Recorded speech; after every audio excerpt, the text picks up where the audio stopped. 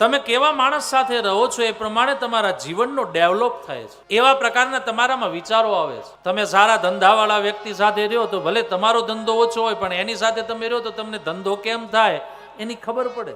ધીરે ધીરે નવા વિચાર મળે કે આમ ધંધો કરાય, આમ કામ કરાય, આવી રીતે મેનેજમેન્ટ કરાય, આવી રીતે આમાં ડેવલપ કરાય, આવી રીતે આને ખર્ચાય. કોઈ પણ ફિલ્ડમાં તમને જે ફિલ્ડ ગમતી હોય ફિલ્ડમાં તમે એની સાથે રહ્યો એ પ્રમાણે તમને એમાં આનંદ મળે. એવી જ રીતે તમે હાંજ પડે ને ગલ્લા ઉપર જઈને બિસ્ટોલો બીડીઓ પીતા હો કે તમાકુ ખાતા હો કે પછી માવા મસાલા ખાતા હો અને ગપાટા મારતા હો તો તમને એ મળે.